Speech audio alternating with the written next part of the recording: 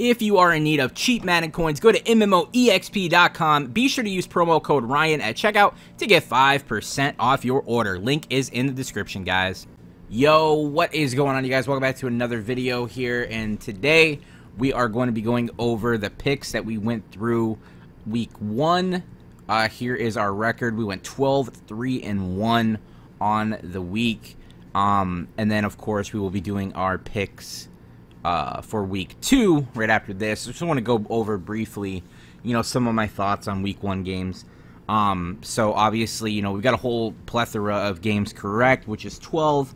Should have been 13. I mean, I think I went with the Lions in this game, and I'm not even really sure what was going on in that game. Like, I don't understand how the Cardinals came back. I guess Kyler Murray just turned it up. I guess I wasn't really paying attention to that game. I was watching more, in my opinion, more important 4 o'clock games, as we call them here on the East Coast. But maybe I should have been paying attention to that game. I probably shouldn't be disrespecting either team, especially, watching, young Kyler Murray and that Cardinals offense, come back from, that deficit that they were in. That was probably a pretty awesome game to watch. So I might have to go back and look at that. But I do believe the Lions should have won that game. I think their defense just, crumbled at the end, and they allowed the Cardinals to come back and tie it up, and they weren't able to take the lead back, and, yeah, they ended up tying in overtime. So, yeah, guys, 12-3-1 on the week. Packers game, Packers and Bears, obviously. That game was super boring. Big defensive game. I mean, I guess if you're into defensive games, it wasn't that boring, but Packers came out on top, which is cool. Rams and Panthers, that was a little bit more close than I thought it would be.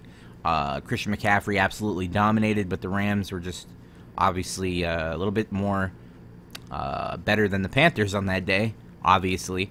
Eagles coming away with the victory against the Redskins. Again, another team that came back from being down. Case Keenum had 400 yards passing on the Eagles. Holy cow. The Bills beating the Jets is something I was not expecting. Obviously, I chose the New York Jets, and the Bills actually won that game. Their defense looked phenomenal. Le'Veon Bell didn't look all that bad with the Jets. Sam Darnold looked okay. He found a new #1 target, apparently, in Jamison Crowder. I think he had 20 targets, 17 to 20 targets. That is insane. Falcons losing to the Vikings. Vikings looked pretty good. Dalvin Cook looked pretty good. Ravens, again, I already predicted that was going to happen. Big time win. Chiefs over the Jaguars. Nothing too crazy right there. And again, not to gloat, but I kind of predicted the Titans and Browns game to a T. I said Baker Mayfield would struggle. I said that he would probably throw 2 to 3 interceptions, which is what he ended up doing. I said the Browns hype train was just a little bit too overhyped, and they were going to be brought back to reality in that game. They did not want to play a team like the Titans week 1. They'll get better, though, for sure. Chargers over the Colts. That was a really close game there in OT. Seahawks over the Bengals. Bengals surprised a lot of people with their offense looking as okay as it did without AJ. 49ers looked great on defense. Jameis Winston looked horrible. Cowboys looked great. Dak looked awesome. Zeke looked great. Again, Lions, Cardinals. And then my little upset of the week. Yeah, we're not even going to talk about that. Patriots all over them. Saints over the Texans. Texans should have won that game. Saints ended up coming out on top. We got that one right by the skin of our teeth. And then the Broncos losing to the Raiders. That was unexpected for sure. So that is a record of 12-3-1. That's my thoughts and opinions on week 1. Now let's get into week 2. And we're going to go ahead and switch over to the next capture device here that we have. So we're going to start off right away with the Thursday night game, which is the Buccaneers and Panthers. And I do have it all set up here, so let me get the little marker tool that we're going to use here. So the first game, Buccaneers at Panthers. We're obviously going to be going with the Panthers in this game. Not much needs to be said. Panthers should be able to run and, pass all over the Buccaneers with Christian McCaffrey. I think he's going to be all over the field. Cam is going to have a pretty good game. Jameis Winston will probably struggle again. He's just not looking... He's not looking like the guy they hoped he would be. He was super inaccurate last week. I think he only completed You know, I think he only threw about 30% of his passes being accurate. There's like a little thing that I've been using, like Pro Reads, to look up, you know, every game and see like the accuracy percentages, and he was the worst quarterback of week 1. So, you know, maybe he'll turn it up, maybe not, but as of right now, I just don't see it happening. I see the Buccaneers going 0-2 and the Panthers going 2-0 with the win there. Cardinals at Ravens. Ravens just look really, really good, and that is not a good game for Kyler Murray to, you know, try to get to where he needs to be throughout the year. Like, I don't think playing the Ravens is going to be a very good test for him, considering, you know, the Ravens should be all over him. I'd be very impressed with him if he was able to come away with a victory in that game. But I just see the Ravens being too overwhelming for them, and, you know, they take the W pretty handily there. Cowboys at Redskins. Here's a game that I am also pretty confident about. I think the Cowboys are going to be able to beat the Redskins. Not very, very easily, but I think it's going to be a decisive victory near the end. I think the Cowboys' offense is going to be, you know, all over the Redskins. I think their defense is going to be pretty good in that game. I mean, Case Keenum is still, you know, the jury's still yet to be out on him. I don't think that he's going to be the answer for them. I think Haskins will eventually start throughout the season, maybe about week 7 to 8 he'll be in there. So, you know, this would probably be one of the catalyst games, like, okay, maybe we shouldn't, you know, keep Case Keenum in there. Then I'll have another, you know, decent game in week 3. They'll probably be like, okay, you know, we'll stick with him for a little bit longer. Week 4 he might look good, and then 5, 6, and 7 it's just like, okay, it's time to go to Haskins. We're done with him. That's probably what's going to end up happening. Again, I'll save my big thoughts and opinions on the Titans and Colts because I'm a Titans fan. Seahawks and Steelers. This could be a bounce back game. I think the Steelers are embarrassed, you know, with what happened with them against the Patriots. They kind of got blown out, had no business even being in that game at all at any point, and they didn't. They got pretty much crushed from start to finish, and I think they're going to be very angry and very frustrated, and they're going to come out, and Big Ben is going to have a really good game. One of those Big Ben type games where he just gets anything that he wants.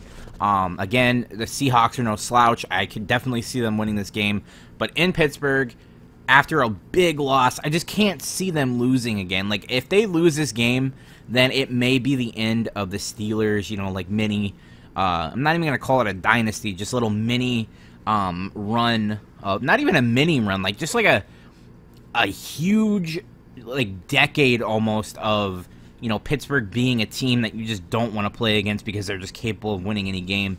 It's kind of hard to figure out what words I want to say. I don't want to say dynasty, but you know what I mean. Like, the Steelers have been a good team now for the last, like, 10 years, and it would just be kind of weird to see them not, you know, just be good anymore. I know they lost Le'Veon. I know they lost Antonio Brown, but we're going to have to see. I think the Steelers are going to come away with the victory. It just doesn't seem right for them to lose 2 in a row. Bills, Giants, you know, guys, I'm going to go with the Giants in this game. It's a lot closer than, you know, what it may seem. I think the Giants are going to come away with the victory, but I think the Bills are going to surprise a lot of people. It's going to be another close game, maybe another game that ends in a field goal, maybe even in overtime. Not much needs to be said other than that. I think the Bills are going to have a chance late, but I think the Giants will prevail. You know, maybe with a Saquon, you know, big-time play or something that gets them in the field goal range, and they win that game. 49ers over the Bengals. The Bengals did look great on offense, but the 49ers defense is looking pretty good. You know, Jason Verrett coming back. You know, Richard Sherman still looks to be super, super OP on defense. I know he played against Jameis, but I could see them being a better defensive team than they were last year by far. Nick Bosa joining up. They got the guy from Kansas City, D Ford, which is looking really good. 49ers win that game, and I think it's going to be a pretty decisive victory. Chargers over the Lions. Austin Eckler looked great. Keenan Allen looked great. The defense didn't look that great against the Colts. They gave up like 170 yards rushing in the game. 150 of that coming to Marlon Mack, which is not a predominantly good running back. So I could see Kerryon Johnson potentially having a big game for the Lions, but I think the Chargers are just going to come out and you know, win that game. Not decisively, not, you know, anything too crazy. I think it's going to be a little bit closer than a lot of people may think. and the Chargers will end up coming away with the victory. I'm not going to try to get into too much detail on these games. Packers versus the Vikings. I think the Vikings are going to come away with the victory there in Lambeau. Yes, I know that's crazy. I think Aaron Rodgers is going to have a struggle game against the Vikings. I think it's going to be kind of like a 28 to 20, 28 to maybe like 18 type victory for the Vikings. So nothing like super close, but not exactly like a blowout or anything like that. I think the Vikings are going to win the game, and it's going to be a not like a time to like talk about the Packers, and not a time to talk about Aaron Rodgers.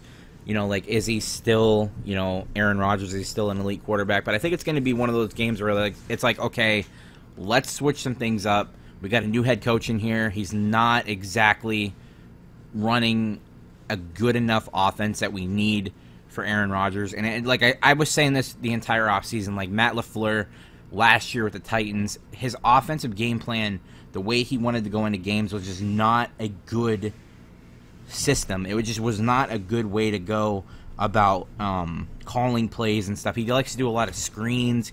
He likes to do a lot of like reverse plays and really stupid like gadgety type plays. And I think that the Packers need to look to Aaron Rodgers to like counter that and just be like, listen, man, let me run some of this offense. Let me pick some of these plays, because it's just not going to work out. I think you're going to see a lot of screen plays in that game from the Packers, and it's just not going to work out. They're going to be getting in a lot of 3rd and long situations where they want run draw plays and smoke screens and stuff. Matt LaFleur just has me a little bit concerned with the Packers there. Jaguars at Texans. We're going to go with the Texans in this game. Gardner Minshew is now the starter for the Jaguars, and that's all that really needs to be said. I mean, I know he looked decent last week against the Chiefs, but even in that blowout victory that the Chiefs had, I'm not going to look too far into the Minshew hype train that everyone seems to think they got like a stud in round 6. I don't know. I don't believe it. We'll see, though. The Texans should come out on top pretty easily. I'm not going to say much here. Patriots over the Dolphins. We don't even really need to get into that. The debut of Antonio Brown. Chiefs over the Raiders. Again, not really much needs to be said here. I think the Raiders had like a fluke victory. They were super hyped up about everyone talking them down with the whole Antonio Brown situation and saying that they're just not going to be a good team at all. The entire front office is trash. The head coach is trash. Their quarterback is trash. And they kind of just came out and showed out and said, you know what? We're still a football team. We're still an NFL team. Screw the Broncos. And they came out and won. But I don't think they're going to do that against the Chiefs at all. I mean, we'll see, but I just don't see it happening. Like, I have a lot of away teams winning in week 2. I might want to reconsider some of these games. Saints at Rams. We're going to go with the Rams in this game. Again, it's going to be one of the best games of the year, maybe, and of week 2, by far the best game of week 2. Maybe we'll see another great game like we did with Houston and the Saints. But I definitely see the Rams coming out on top in this game. At home, they're going to be wanting to get up really early 2-0, and even though they may be struggling a little bit right now with their offense, like Todd Gurley, everyone's questioning, like, is he going to be able to get it going like he did last year with all the injuries and stuff that he's been going through. I think he'll be fine. I think they'll win this game. It's going to be a big-time shootout game, though, I think. Really big-time shootout game. Bears, Broncos. We're going to go with the Bears in this game. If the Broncos can't even beat the Raiders, and they looked in so much disarray as they did, and Joe Flacco looking horrible, I don't think there's any chance they even put up any points on the Bears through the air, at least. Like, they may get a couple of field goals in that game, but they're not going to get any touchdowns against that Bears D. There's no way. Eagles and Falcons. Yeah, we're going to go with the Eagles in this game. I don't really want to talk too much about it. Another away team winning. But I think the Eagles are going to win that game. I think what's his name? Miles Sanders that's going to be a big show-out game for him. I think everyone is hyping him up, and I think for good reason. I think Jordan Howard is not the greatest running back there in Philly. I think Miles Sanders is going to have a pretty big game. Carson Wentz will look pretty good. Again, I could definitely see the Falcons winning that game by maybe like a touchdown or a field goal or something like that near the end of the game, but I definitely see the Eagles, in my opinion. Something is telling me that they're going to win. It's a lot of away teams winning. Browns at Jets. Again, another away team I'm going to have here winning this game. I think the Browns are embarrassed. They're distraught. They're a little bit nervous about all the hype that they had, and it kind of got popped in week 1. They weren't expecting to even, have a game with the Titans, let alone lose. A lot of the fans around the entire world were saying that the Browns were going to cream the Titans. Who would lose to the Tennessee Titans? Everyone has this perception of the Titans of being a bad team, of being a terrible team, of being a team that no one should be scared of. But again, I am a Titans fan, so I'm a little bit biased, but I do have numbers to back this up. The defense of the Tennessee Titans has been elite now for 2 straight seasons. It's been amazing against the pass. It's been amazing at keeping every game that they've played in super close, barring a game or two. The Tennessee Titans have been in almost every single game they've played the past 2 seasons. They keep games close. They grind it out. They get things done that needs to be done. They don't play no games. They don't get into penalty situations. They don't get into, undisciplined football like the Browns seem to have been in week 1. The Titans like to play really hard type football and, not get penalized for it, which is really, really rough on other opposing offenses, because if you play hard through the whistle and you're not getting penalties, that's going to frustrate your opponent. And the Browns certainly 18 penalties in that game. That's not going to happen again against the Jets. I think the Browns are going to be fine. They're going to come out, be really, really hyped up about, okay, we need to get a win up on the board here. We can't go 0-2, especially not with the tough schedule that we got. I think Baker will be fine, and they'll win that game. They may even blow them out. We'll see, but definitely Baker versus Sam Darnold, maybe a matchup we'll see a lot in the future. Baker comes out on top in this game. Again, now, Titans-Colts. If Andrew Luck was in this game, I would most definitely put a green marker there, but he's not, so we're going to go with the Titans. The Titans are like 0-12 all time against Andrew Luck. Like, I can't even put that into perspective of, like, who else has just been dominant over another team. I don't even know. Like, there's no other situation I could think of right now in my mind of just not being able to beat another guy. But yeah, I mean, Andrew Luck's not there. Jacoby Brissett is there. Jacoby Brissett was sacked like 57 times last year. The Titans' defensive line looked amazing against the Browns. Yeah, it's not really looking too good for Jacoby Brissett. I could definitely see them winning this game, but again, if the Titans play Titan football, they get Derrick Henry the ball. If Derrick Henry is getting his yardage and getting his big chunk plays that he usually gets, I just don't see the Colts being able to stop him and being able to win this game. If the Titans play defense like they did against the Browns, showing a lot of crazy looks on defense, sending blitzers that the Dean Pease loves to send, like disguised blitzes, and sending out like what were they calling them in week 1? They were calling them like lurkers or something like that, or whatever it was. People that you were not expecting to blitz come in. They're not even sending like a traditional 4-man pass rush. They're sending like 3 people most of the time and disguising what blitz looks and whatnot, and it's just not going to be a good situation there for Jacoby Brissett. I know the Colts O-line is really good, but we'll see what they do here against the Titans. Are they going to be able to establish the run? Is Marlon Mack going to have a big game again? That is left up for debate. It being in Tennessee, though, I'm pretty confident that if the Titans just play their type of football, that they'll be able to beat the Colts. Not like super handily or anything like that. I think maybe like a 1-2 score game. But Derrick Henry should have another pretty big game. More play action with Mariota. Loving having Delaney Walker back. I could definitely see him getting back into the end zone.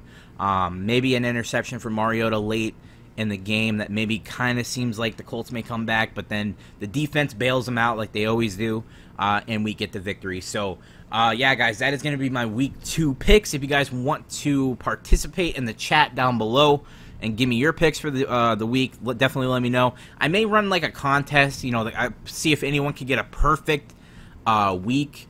If you guys have made it this far into the game, go ahead and put your picks down below.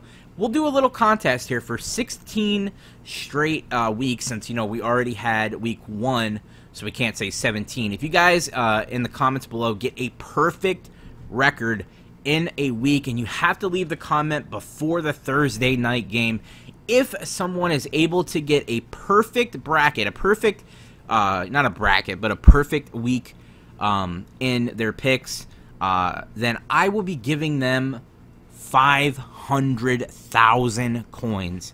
500,000 coins to the lucky winner of getting every single game right in the week. If you can do it, definitely you will be rewarded with 500,000 coins. If there are multiple people with all the games correct, I will be randomizing it and one of you guys will win. Or maybe I'll just split up the coins. You know, maybe if 2 people win, I'll give you both 250K.